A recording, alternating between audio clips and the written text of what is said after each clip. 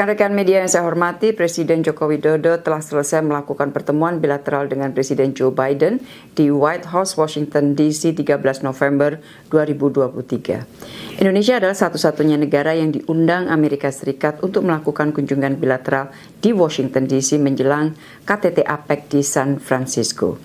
Beberapa hasil penting pertemuan. Pertama, Indonesia dan Amerika Serikat sepakat untuk meningkatkan status hubungan bilateral dari Strategic Partnership menjadi Comprehensive Strategic Partnership atau CSP. CSP Indonesia-Amerika Serikat akan menjadi fondasi kuat untuk penguatan kerjasama bilateral terutama di bidang ekonomi. Kedua, secara prinsip disepakati pentingnya penguatan kerjasama mineral kritis. Untuk itu akan dibentuk rencana kerja atau work plan menuju pembentukan Critical Minerals Agreement atau CMA. Jika CMA sudah dimiliki, maka Indonesia akan dapat menjadi pemasok kebutuhan baterai EV di Amerika Serikat secara berkesinambungan untuk jangka panjang. Ketiga, kedua pemimpin sepakat pentingnya segera diimplementasikan Just Energy Transition Partnership atau JETP. Presiden RI menyampaikan agar Amerika Serikat dapat mendukung upaya mempercepat transisi energi Indonesia termasuk program Early Retirement PLTU dan pengembangan jaringan transmisi dan distribusi kelistrikan Indonesia. Keempat, Indonesia telah terpilih sebagai salah satu mitra International Technology Security and Innovation Fund dari Amerika Serikat. Hal ini akan membuka jalan bagi penguatan rantai pasok semikonduktor. Kelima, untuk meningkatkan perdagangan, Presiden mengingatkan pentingnya perpanjangan GSP untuk Indonesia. Keenam, Amerika Serikat menyampaikan komitmen memberikan dukungan terhadap aplikasi Indonesia untuk menjadi anggota OECD. Selain kerjasama bilateral, kedua presiden juga membahas isu kawasan dan internasional, terutama situasi di Gaza. Presiden Jokowi menyampaikan posisi tegas Indonesia dan meminta agar Amerika Serikat dapat menggunakan pengaruhnya kepada Israel untuk menghentikan kekejaman di Gaza.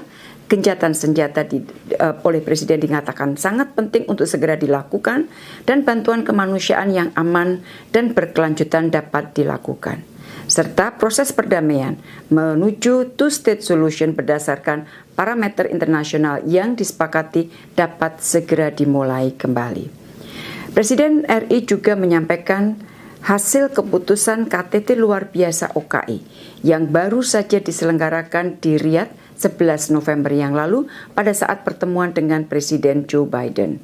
Presiden Jokowi menyampaikan bahwa posisi negara OKI sangat solid dan tegas agar Israel segera mengakhiri kekejamannya di Gaza.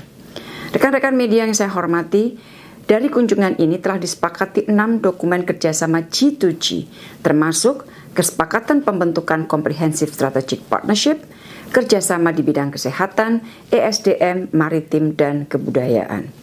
Dari sisi bisnis, telah disepakati kerjasama bisnis senilai 25,85 miliar US dollar, antara lain investasi pembangunan carbon capture storage dan kilang petrokimia, pengolahan nikel baterai EV, dan pembangunan modul dan panel surya. Selain pertemuan bilateral, Presiden juga memanfaatkan kunjungan ke Washington DC untuk menyampaikan policy speech di Georgetown University yang dihadiri sekitar 700 peserta. Presiden berbicara mengenai pentingnya kemitraan Indonesia-Amerika Serikat dalam turut berkontribusi bagi penciptaan stabilitas dan kemakmuran dunia. Presiden juga mengapresiasi rencana Georgetown University untuk membuka kampus cabang di Indonesia tahun depan. Selepas menyampaikan policy speech, Presiden juga menyempatkan untuk melakukan sholat asar berjamaah di Masjid Kampus Yeromamut.